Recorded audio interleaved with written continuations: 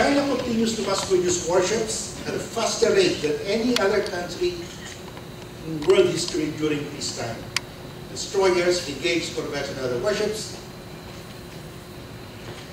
That's the 25th corvette of China.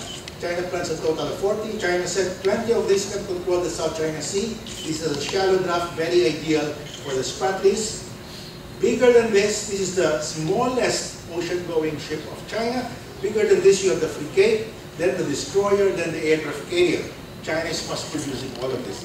China has one aircraft carrier, the Liaoning, and it's building 2 more. And one of them will be permanently stationed in the South China Sea. China has a second navy, the Coast Guard of China. It acts as a second navy. When China seized Scarborough Shoal, it sent its Coast Guard. But its naval ship, the gray ships, was just over the horizon, waiting to reinforce. China is the largest Coast Guard in the world, larger than the combined Coast Guards of Japan, Vietnam, Indonesia, Malaysia, and the Philippines. And this is the largest Coast Guard vessel in the world, 10,000 tons. A sister ship is being constructed. This is now operational, larger than USS Lassen. The USS Lassen is the US guided missile destroyer that sailed by Subi Reef recently, that has only a displacement of 9,700 tons. This has a displacement of 10,000 tons. China has a third navy, its maritime militia. China's maritime militia consisting of hundreds of thousands of fishermen who are well trained to spy on foreign warships, harass foreign fishing vessels, and act as engineers for the PLA Navy. Their fishing vessels, numbering about 20,000, are equipped with China's Beidou satellite navigation and communication system. Very sophisticated equipment. The PLA's official newspaper declared, putting on camouflage, these fishermen qualify as soldiers. Taking off the camouflage, they become law-abiding fishermen. That's the third navy of China. These ships shadowed the USS Lassen as the USS Lassen sailed by Subi Reef. So China has 3 navies. Now, in 2015, China released a white paper on its military strategy. China said, China will shift from offshore water defense to offshore water defense and open seas protection. Now, this is the important thing. The white paper stated that the traditional mentality that land outweighs the sea must be abandoned. Great importance has to be attached to managing the seas and oceans and protecting maritime rights and interests. Protecting maritime rights and interests are the code words for enforcing the 9 dash lines as China's national boundaries. So China will enforce the 9 dash lines as national boundaries. So with the air and naval bases here, China will start to enforce the 9 dash lines. And that's soon. This year, next year, the year after next. Very critical period. So, what has happened in the South China Sea since 1946? Let's take a history. Take a look at history. Before World War II, the southernmost territory of China was Hainan. Not a single soldier of China was stationed here. Not a single soldier or sailor was stationed in the South China Sea. Before the war, the French occupied the Paracels. Nobody occupied the Spratlys. During the war, the Japanese seized the Paracels from the French and put up a submarine base in Ituaba, which was used as a jumping off point in the invasion of the Philippines. Now, after the war, with the departure of the Japanese forces, China seized the Untitled group of the Paracels. So, for the first time, China moved its southernmost defense perimeter out of Hainan to the Paracels. The French regained possession of the Crescent Group. At the same time, China seized, in 1946, P2 Aba. So China moved its defense perimeter to the Paracels and to the Spratlys in 1946. 1974, towards the dying days of the Vietnam War, China seized the Crescent Group from the South Vietnamese in the Battle of the Paracels. 1988, China seized South Johnson Reef from the South Vietnamese. That skirmish resulted in the loss of 77 Vietnamese sailors. 1995, China seized Mischief Reef from the Philippines. 2012, China seized Scarborough Shoal from the Philippines. 2013, China seized the shoals from Malaysia. So there's a gradual creeping movement of China invading the South China Sea towards the 9-dash line. 2014, 2015, 2016, China's air and naval bases will become operational. The air bases, naval bases, the Spratlys, China will now enforce the 9-dash lines as China's national boundaries. We expect, personally I expect, that naval task force that showed up in Game Shoal, they will show up in front of Malampaya. They will say, this is our boundary. You can just imagine what will happen to the stock market the following day. They will show up all along the 9-dash lines, that this is our national boundary. So what is China's grand design in the South China Sea? Very clear now. China's grand design is to control the South China Sea for economic and military purposes. China wants all the fisheries, oil, gas, and mineral resources within the 9-dash lines. Today, China is taking 50% of the annual fish catch in the South China Sea. In the 1990s, China was taking only 20%. Now it's taking 50% and it's growing because China's coastal waters are now polluted. 80% of its coastal waters are polluted. They have to fish further and further. China has the largest fishing fleet in the world, 200,000 seagoing, and out of that, 2,640 long distance. These ships go all the way to Africa to compete with European fishing vessels. China has the highest per capita fish consumption in the world at 35.1 kilograms to feed 1.4 billion people. The rest of Asia has only 21.6 kilograms per year. Now, China is the largest net importer of petroleum in the world.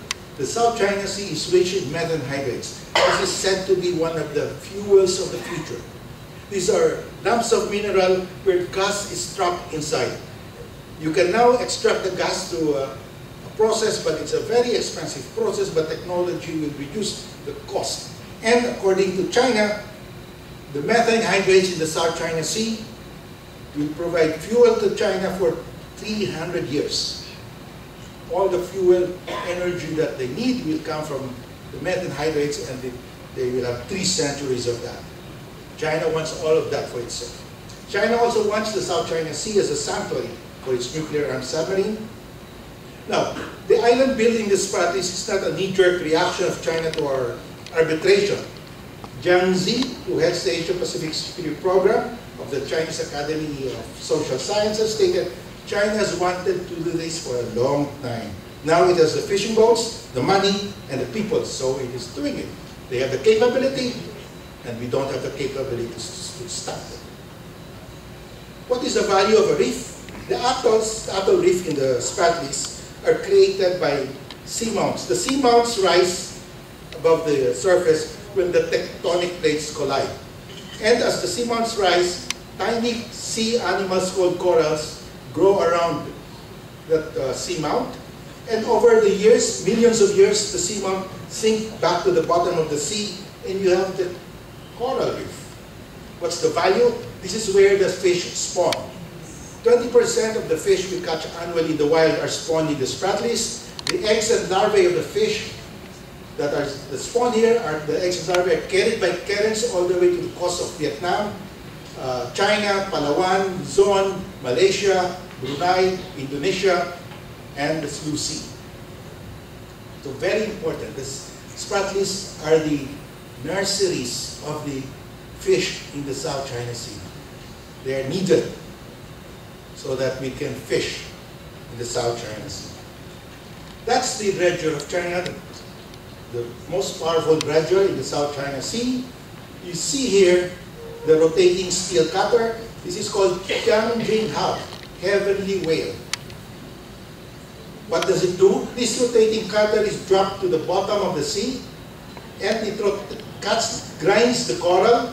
There's a hole here that sucks the pulverized coral into the ship.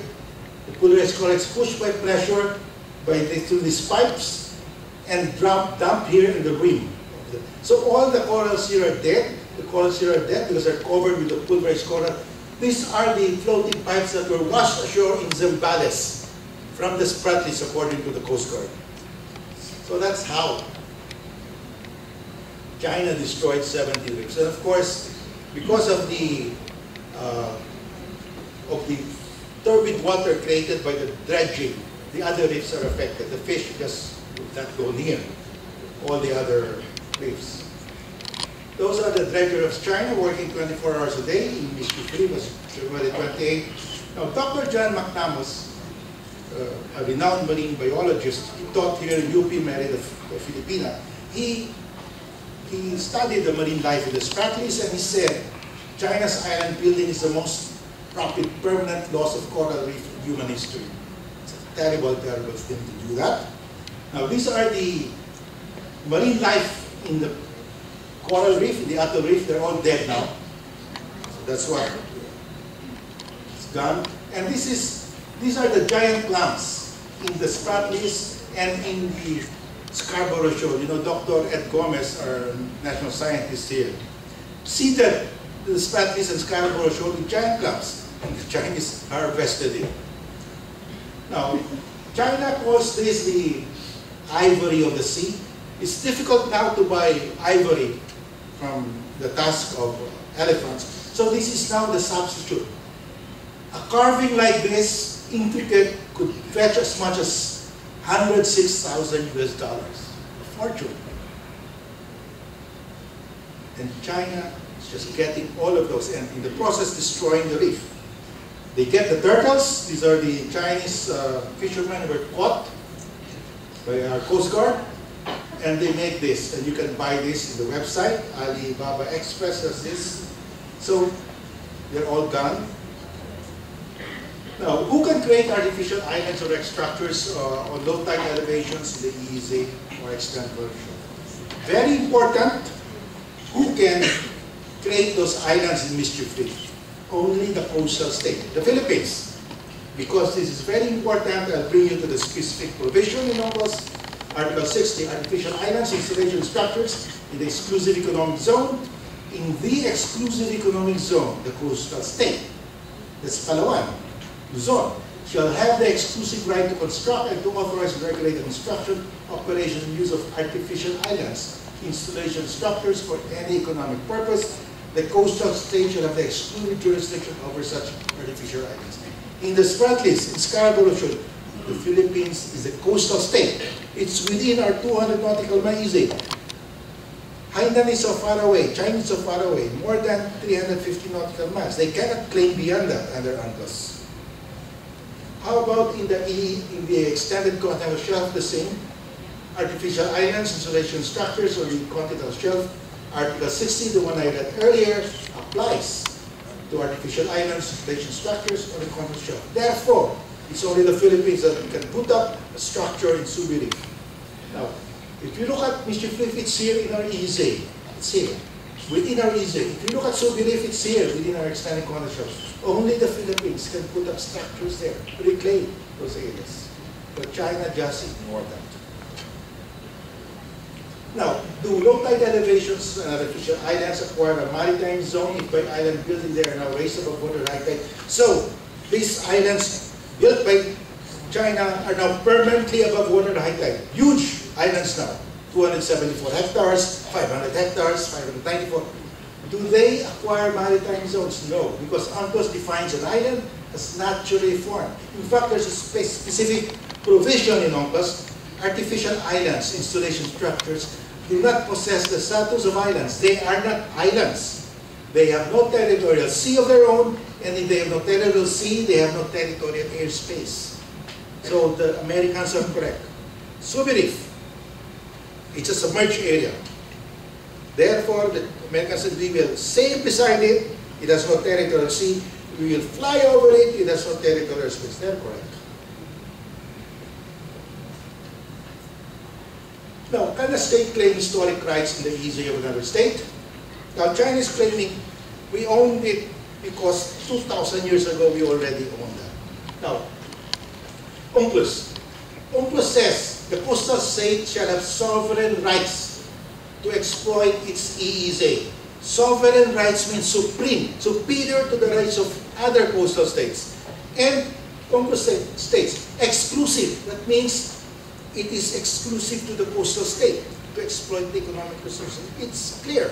Only the coastal state. Now, the UNCLOS was negotiated from 1973 to 1982.